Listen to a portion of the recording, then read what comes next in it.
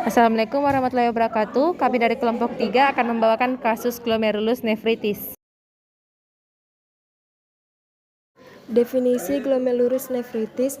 Glomerulus nefritis adalah gangguan pada ginjal yang ditandai dengan peradangan pada kapiler glomerulus yang fungsinya sebagai filtrasi cairan tubuh dan sisa-sisa pembuangan. Menurut Ngatia 2005, GNA adalah suatu reaksi imunologis ginjal terhadap bakteri, virus tertentu.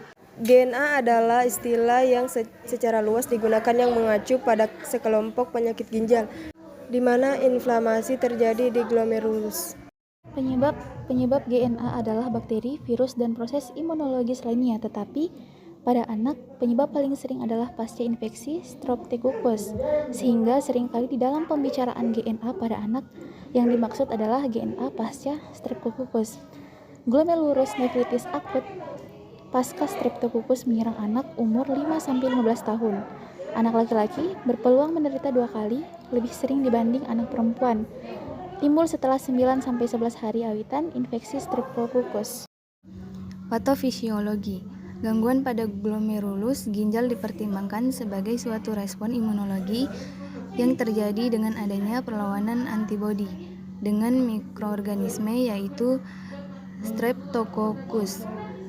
Reaksi antigen dan antibodi tersebut membentuk imun kompleks yang menimbulkan respon peradangan yang menyebabkan kerusakan dinding kapiler dan menjadikan lumen pembuluh darah menjadi mengecil, yang mana akan menurunkan filtrasi glomerulus, insufisiensi renal, dan perubahan permeabilitas kapiler sehingga molekul yang besar seperti protein diekskresikan dalam urin atau proteinuria.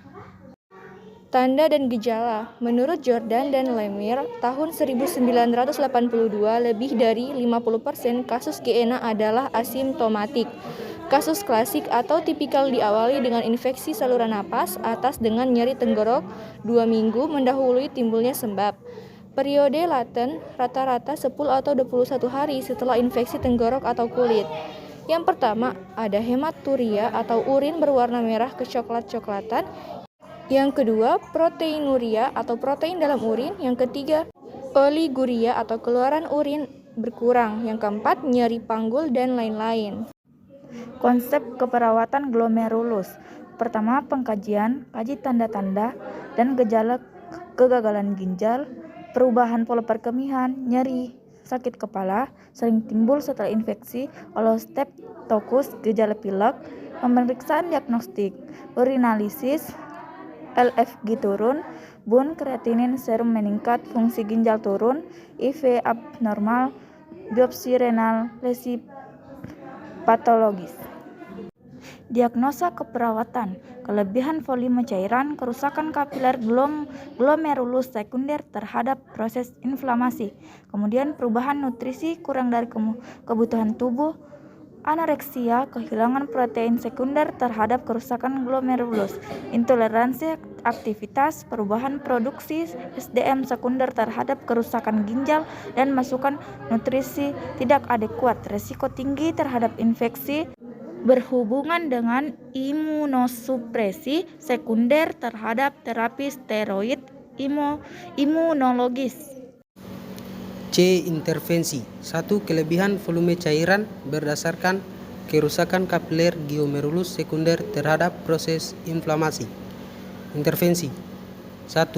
Pantau BJ urin dan proteinuria, intake output 2-4 jam, elektrolit BUMN, kreatinin serum, albumin, timbang berat badan tiap hari.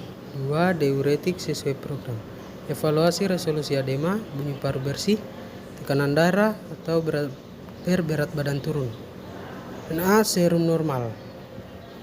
3. Perubahan mental. BUN per kreatinin serum naik, urin turun.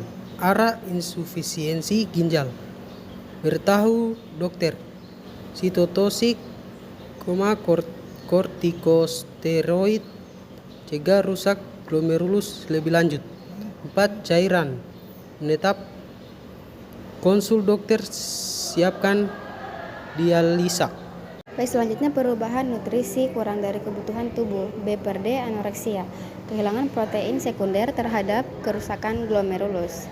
Intervensi yang pertama, pantau hasil albumin, protein, HB, HT, BUN, kreatinin, serum, timbang, BB per miligram.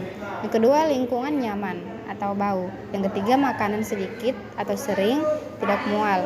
Keempat, ahli diet, pembatasan oliguria. Yang kelima, albumin lebih kecil dari protein kalori pada diet. Dan keenam, ambulasi dan sosialisasi. Intoleransi aktivitas atau perubahan produksi SDM sekunder terhadap kerusakan ginjal dan intervensi. Pantau nadi sebelum atau sesudah aktivitas, istirahat tenang, batasi pengunjung untuk menghemat O2. Bantu aktivitas RR 24 kali per menit, pulse lebih dari 100 kali per menit. Risiko tinggi terhadap infeksi atau imunosupresi sekunder terhadap terapi steroid imunologis. Intervensi, pantau suhu tiap 4 jam, SDP, kewaspadaan umum, sarung tangan, cuci tangan. Suhu naik SDP lebih 100.000, urin garu, bau, di surau, manifestasi infeksi, lapor ke dokter. Kesimpulan, glomerulonefritis akut adalah istilah secara luas digunakan yang mengacu pada sekelompok penyakit ginjal di mana inflamasi terjadi di glomerulus. Pada kebanyakan kasus, stimulus reaksi ini berasal dari infeksi Streptococcus grup A di kerongkongan yang biasanya mencetuskan awitan glomerulonefritis dengan interval 2-3 minggu. Juga dapat disebabkan oleh bakteri endokarditis. Bakteri ini bisa menyebar melalui aliran darah dan menetap di dalam hati, menyebabkan infeksi pada katup jantung.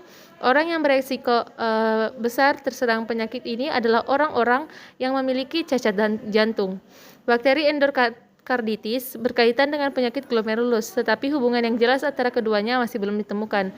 Selain itu juga infeksi virus yang dapat memicu glomerulus adalah infeksi human immunodeficiency virus atau HIV dan virus penyebab hepatitis B dan hepatitis C. Sekian dari kelompok kami. Assalamualaikum warahmatullahi wabarakatuh.